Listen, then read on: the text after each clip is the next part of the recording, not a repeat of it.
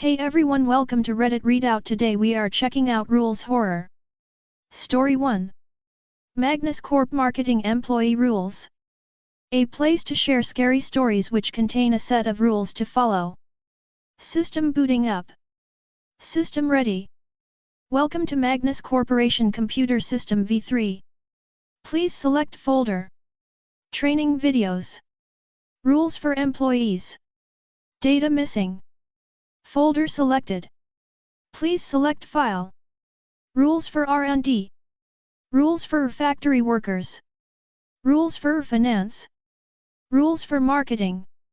File selected. Displaying file. Static. Welcome to Magnus Corporation. As a new marketing employee, your job is to work on the advertisement of our products. Our company is leading in many fields, and you can be one of the people helping keep it that way. Hope you have a happy and safe work day, and now here are some rules you need to follow to work here. You will start work at 9 AM and will leave at 5 PM. You can leave late, but only up to 8 PM. Arriving late to work will result in death. Each cubicle has an assigned number, which you can see on your employee card. Arriving at the wrong cubicle will result in death. Your computer is of the Magnus Master Pro model. If it is the wrong model, call the number data missing with your phone and go do something else. In 10 minutes your computer will be normal again. Booting up while the model is wrong will result in you being sucked into the computer and becoming its energy source. When you boot up your computer, choose the profile that is your cubicle number. There may be another profile, but we would not tell you what happens if you click on it. If that other profile is named Andy, then close your eyes until you hear "help me." Opening before you hear that will result in data missing. Your work will involve creating marketing programs, campaigns, and advertisements via video or billboard.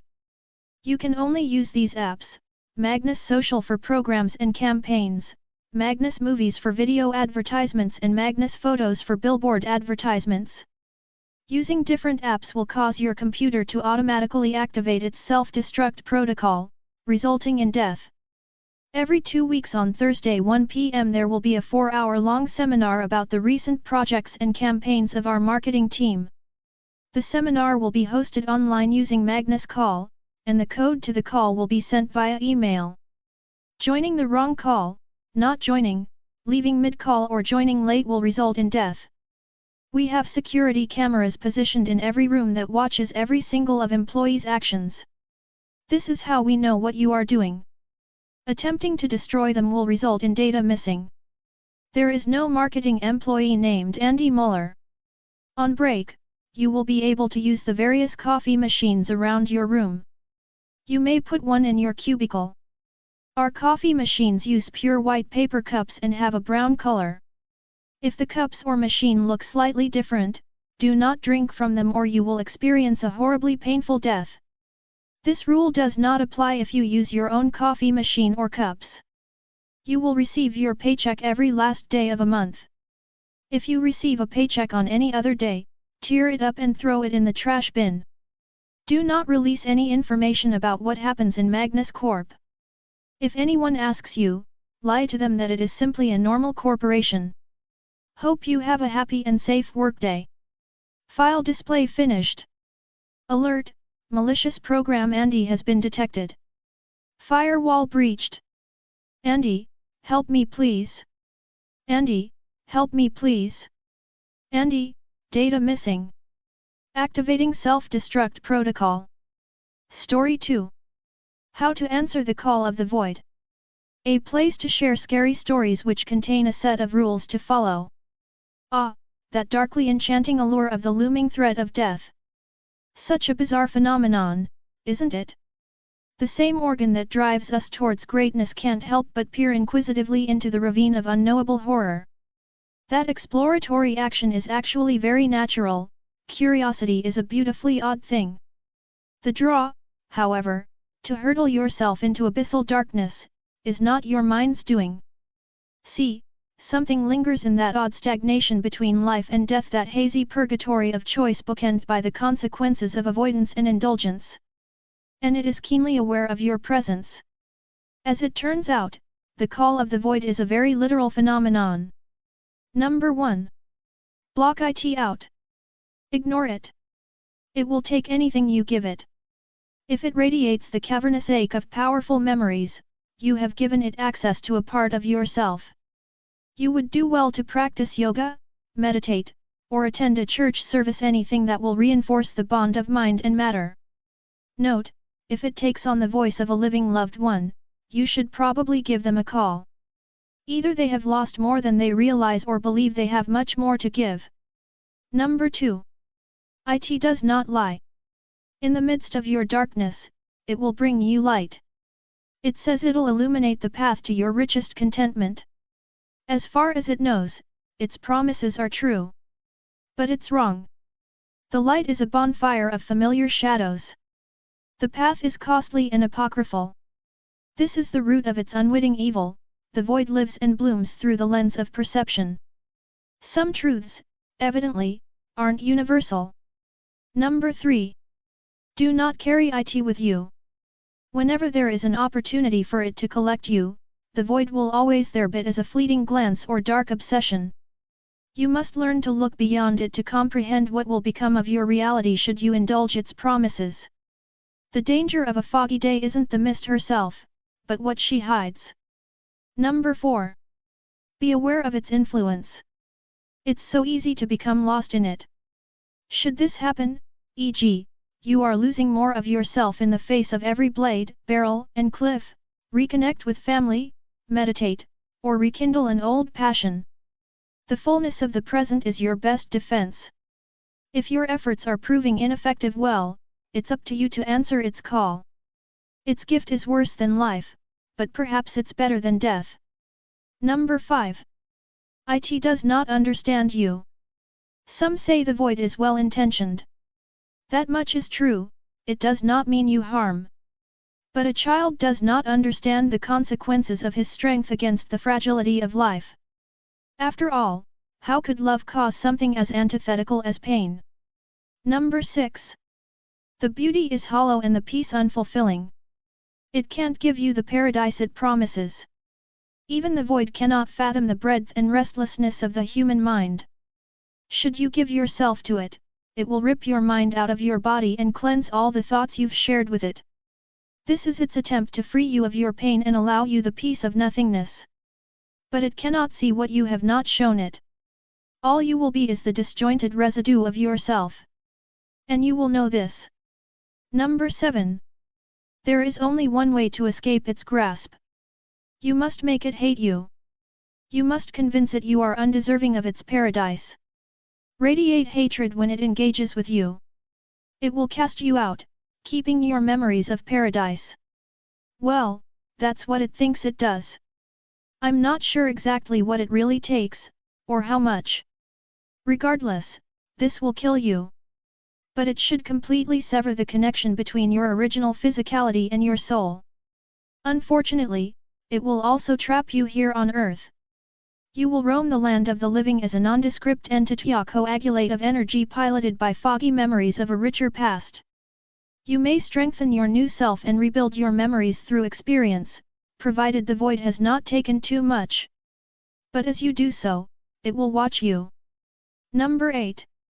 Escape is not the end. Someday you may rejoin the world you haunt in full, as a diluted iteration of yourself. The most common form seems to be as a bird or domesticated animal. If you're lucky, you may find yourself back in the lives of those you left behind. With every life you live, more and more of your awareness of your old self will wither away. This will be confusing, but it will not hurt. Be wary, though, for the void is not vindictive. It forgives, and it remembers. It will see your fate as punishment enough, and will deem you deserving of paradise. It will cry out for you. Do not heed its call. Story 3. The Job's Rule of Thumb. A place to share scary stories which contain a set of rules to follow. Second page. Third page. So, you decided that the $5,000 signing bonus was enough to essentially sell your soul? I know that sounds scary, but don't worry, you didn't actually sell your soul. But those $5,000 weren't given in goodwill. It's actually a loan the grey suits gave you. One that you're gonna have to pay back, one day at a time. Don't think about getting lawyered up either, this place has so many different legal loopholes it jumps through that it can actually get away with everything it does, they wouldn't believe us about what they hide anyways. But, having all the new recruits on the same page about what's happening makes life that much easier for everyone, so here's a list of instructions on how to make each day here less miserable. 1. Always trust me. I am the one who gave you this note, but if your memory is that bad, I'm the one with the curly, red hair, freckles, and a scar over my right eye. I am usually cheerful at the beginning of the day. Don't expect it to stay like that all the way through, though. 1b. If you ever see me at the beginning of the day and I am glum, upset, snappy, or some other version of unhappy, then walk up to me and ask me what's wrong. If I complain about anything but work, then that's still me. I'm just having an off day, so be respectful, and I'll still help out where I can. 1c. If I respond with complaining about work, then that's not me. Don't panic. Calmly ask for another set of rules from them. If they ask why you need another set, say you lost the first one. If they push the subject, lie through your teeth, guilt trip them, get verbally aggressive, but don't touch them. Eventually, they should relent and give you another set of rules. Immediately rip it up in front of them and tell them you never want to see them again. It doesn't have to be word for word, but something about kicking them out of your life should do the trick. Be loud as well. Eventually, someone will come and check it out, and the fake me should leave soon after. 2.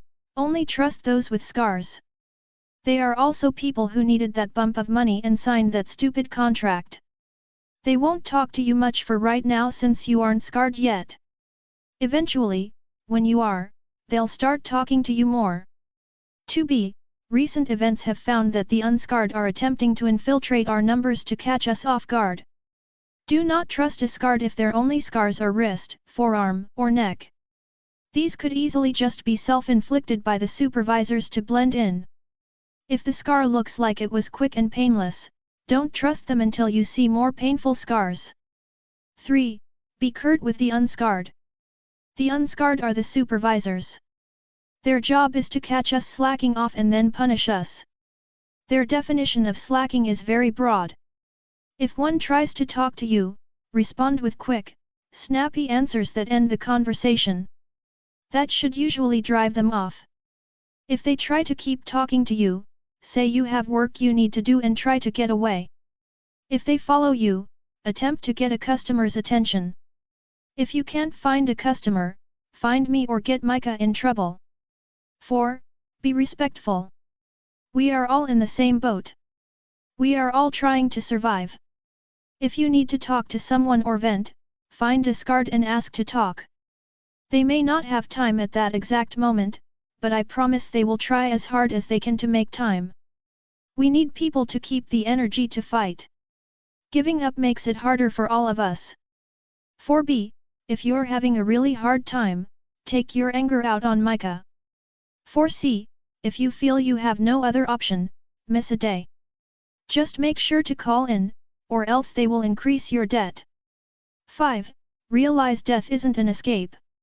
Scars here represent punishment. They are earned through the supervisors taking us to the back and punishing us. I won't go into detail about what happens. You'll find out on your own soon enough. The only thing I will tell you is that you won't survive the punishment ever. You'll just wake up the next day with a new white scar where the most savage part of the punishment hit you. Then you come to work like nothing happened. 5b. Try not to get punished too much, aside from the obvious reason.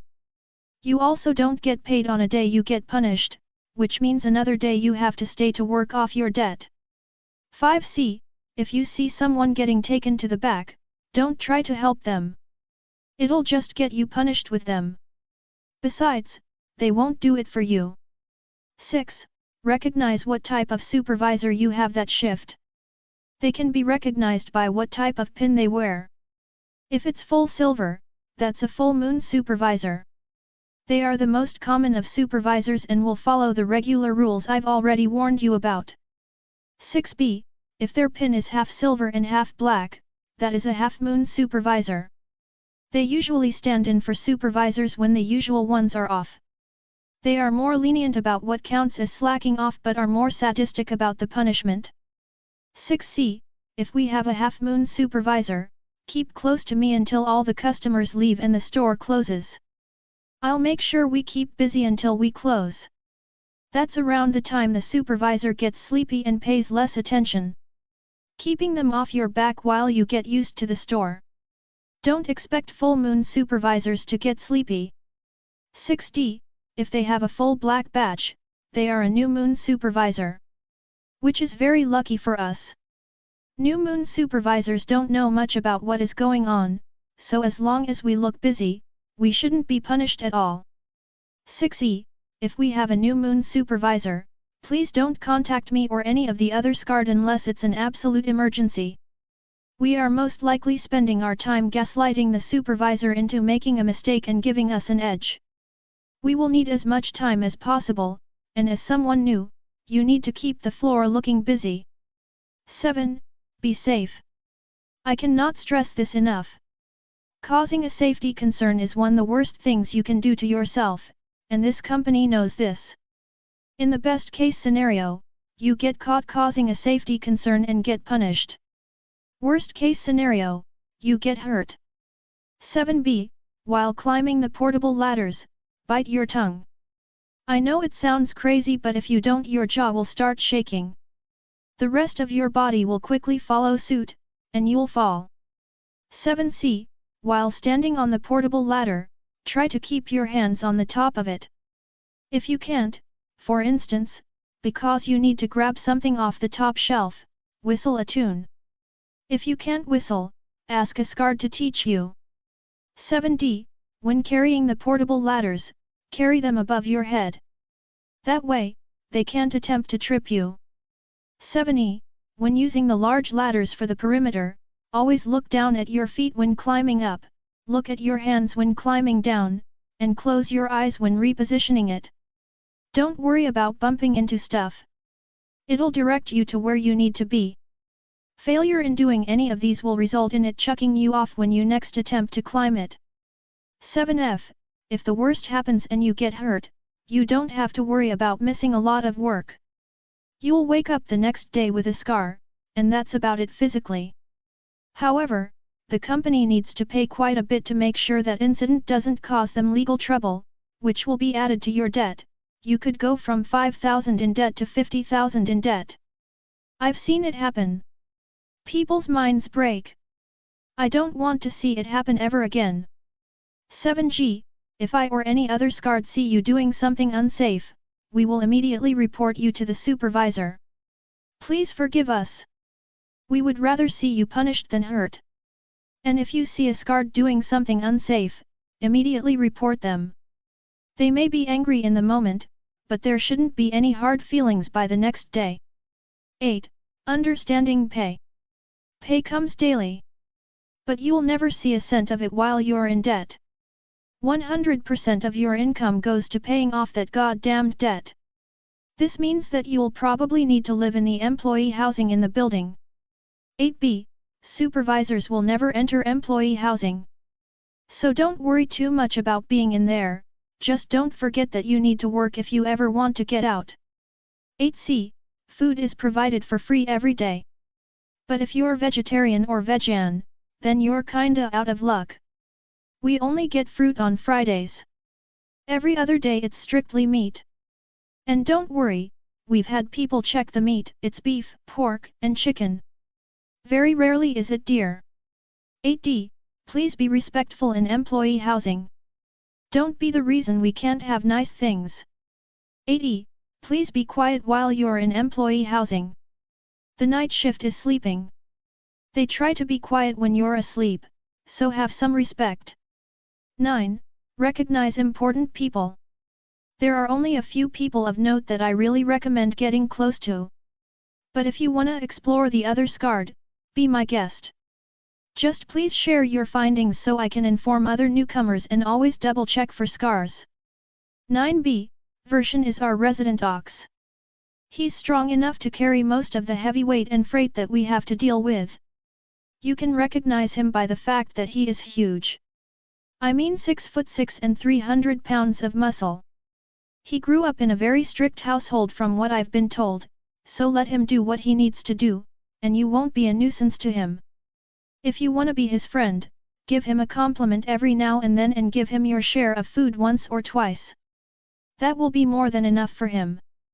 9c, every once in a while, we hit the jackpot. If our supervisor for the night has scars like the rest of us, we basically get the night off. We used to have 3 but 1 quit thanks to Micah. One is tall with messy black hair. His name is Adam. He's almost always tired, which can be expected when you work as long as he does. He got hurt and had to stay for years longer than he was supposed to. So when you work with him, make damn good and sure you're being safe. He may be chill, but if he catches wind of you not being safe, he will still punish you. But don't worry too much, it'll be quick and painless. 9d, the other is stocky, bald, and has a very thick Russian accent. His name is Wolfgang. He's a veteran of the Second World War, and it turns out that when a country doesn't take care of their veterans, they get desperate. Sign contracts that say they get a lot of money to join the job, then get stuck. Thankfully, he likes the people he worked with enough to stick around after his debt was paid to be a supervisor and try to make our lives that much easier. Whatever you do, though, don't ask him about or even talk about the war. It makes him very uncomfortable, and he has said that if it's brought up too much he'll quit. If you are the reason he quits, we will never forgive, and we will never forget. 9e, Micah is very easy to spot. He is thin as a twig and looks like he suffers from albinism. He doesn't, mind you. Those are all scars and ones he deserves. He got Fabian to quit and has been ostracized ever since. If you ever need to let off some steam, use him. Anything goes. Yelling, spitting, kicking, stabbing, breaking bones, even killing him if you want to go that far. Don't worry too much, he will wake up fine tomorrow. If a supervisor catches you venting, tell them that it was self-defense. Feel free to use any scarred as a witness. They will testify that you are being honest even if they weren't anywhere near you or even if they don't know who you are. If you don't want to hate Micah, ignore him. If someone uses you to testify, say Micah was guilty. And never be nice to Micah, a friend of my enemy as they say. 10. Never talk about unionizing. If word ever gets up, the chain of command that a union might be possible, the grey suits will take notice. Word got out once about a union. We just got back to normal recently. We have something somewhat nice right now. Please don't ruin it. 11. Use common sense. If something feels wrong, it probably is. Have eyes on the back of your head, don't hurt yourself, make friends, and know when to be quiet. That's about it for now. Though, just as a reminder, this only covers the first couple days so you aren't making a catastrophic mistake that'll fuck over everything we have prepared so far. If you have any questions about anything, you know where to find me. Don't be late. Second page. Third page. That's all for today. Please don't forget to like and subscribe.